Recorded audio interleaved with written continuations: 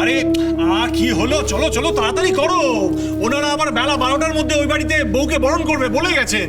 আরে নাও না, তাড়াতাড়ি করো, শাড়িটা দাও, চাল দাও, করো তাড়াতাড়ি করো, দেরি করো না। ঐশী, তুই যে বাড়িতে যাচ্ছিস তুই দেখবি তুই খুব সুখী থাকবি।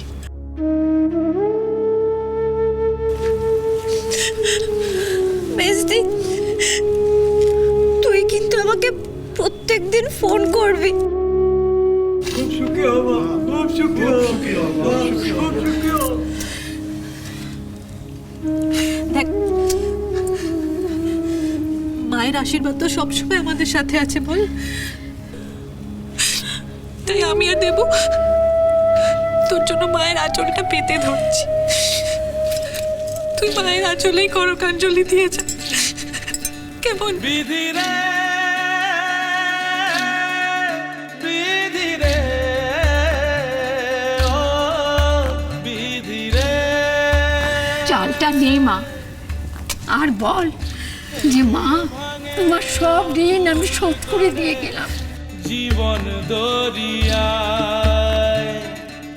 বাপের বাড়ি ছাইরা কইনা মা, শ্বশুর বাড়ি তোমার ঋণ আমি সারা জীবনেও শোধ করতে পারবো না।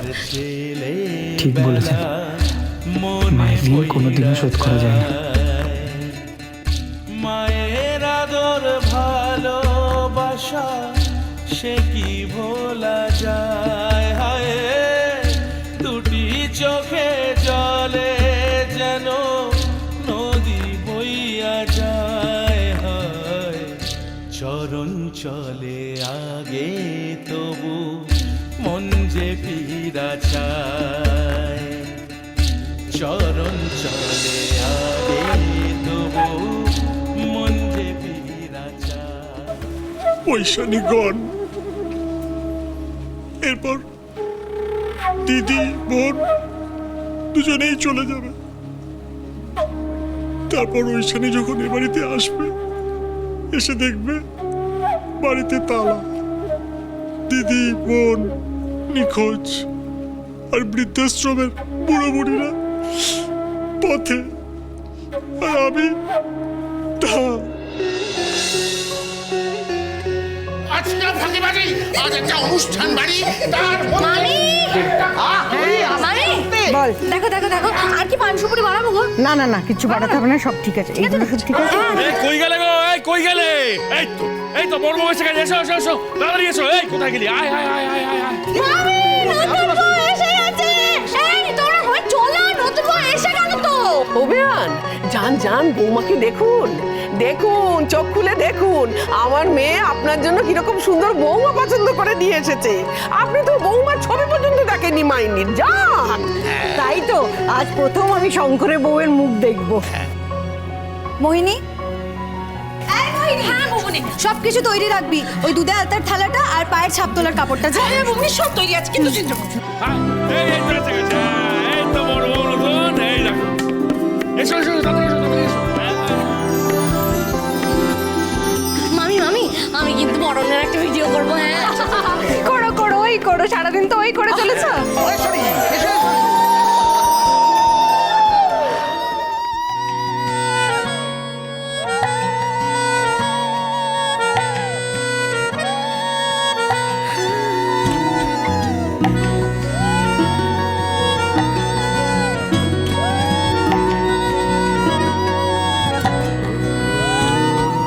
কখনো আলোর মিছিলে দেখেছি তুমিও ছিলে, হঠাৎ এলে এই আড়ালে, বুঝি কতটা কঠিন।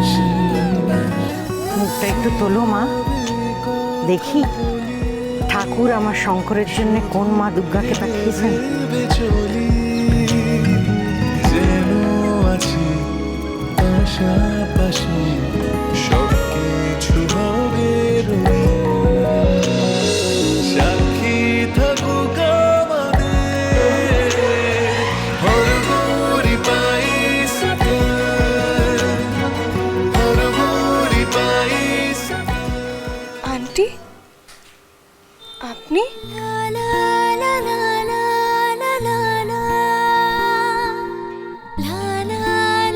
এ কি স্মার্ট মেয়ে, তুমি?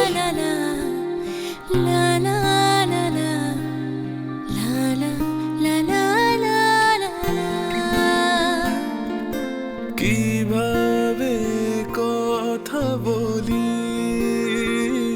শুধু ভেবে ভেবে আমি যে কি খুশি হয়েছি বড় বৌমা। আমি যেদিন থেকে স্মার্ট মেয়েকে দেখেছি সেদিন থেকে ঠাকুরের কাছে প্রার্থনা করছি যে আমার শঙ্করের যেন ঠিক এরকম একটা মেয়ে বউ হয়ে আসে।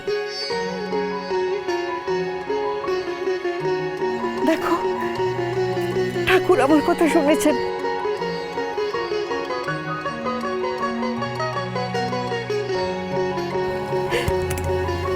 এটা নিশ্চয়ই উনি কোনো ইঙ্গিত দিচ্ছিলেন, আর সেই জন্যই তো তুমি আমার ঘরের বউ হয়ে এলে।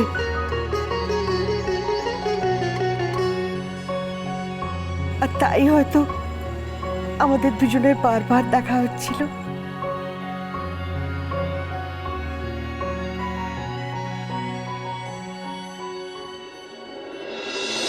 ওমা, এটা তো বেশ ভালো। আপনার বৌমাকে খুব ভালো লাগবে, দেখুন।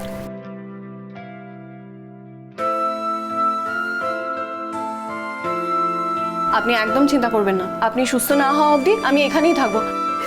জানিস শঙ্কর, এই তো সেই স্মার্ট মেয়ে যে আমাকে মন্দির থেকে হাসপাতালে নিয়ে গেল, আমাকে বাঁচালো।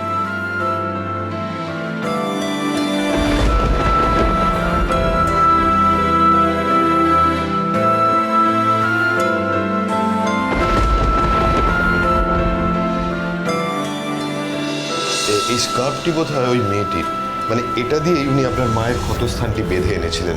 যদি সম্ভব একটু ওনাকে ফেরত দিয়ে দেবেন। গুরুদেব,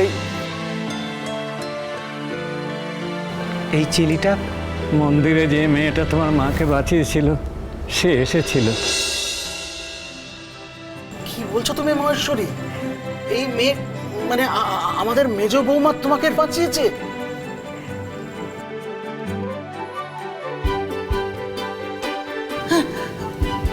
মেজ বৌমা, তুমি তো সংসারে পা দেওয়ার আগেই আমাদের সবাইকে তোমার কাছে ঋণী করে দিলে গো।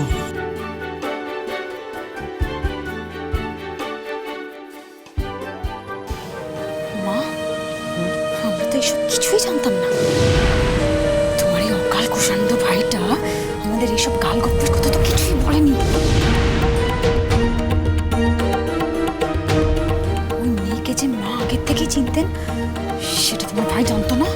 বোধহয় জানতো না, জানলে তো তুই জানতিস মাইনিট।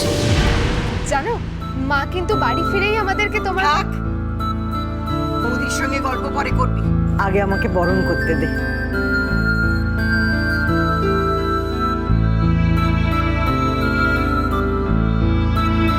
আচ্ছা স্মার্ট মেয়ে, তুমি তো সেদিন হাসপাতালে খুব পটর পটর করে ইঞ্জুরি বলছিলে।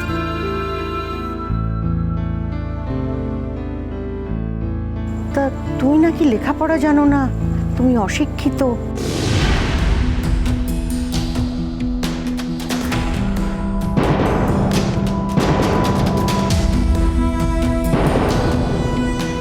অশিক্ষিত? আমি? না না আন্টি, এটা আপনাকে কে বললো?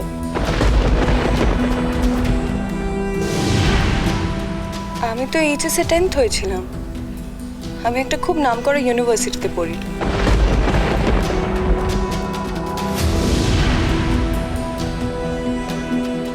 ইংলিশ অনার্স নিয়ে পড়ছি, আর এটা আমার ফাইনাল ইয়ার। সামনেই আমার পরীক্ষা।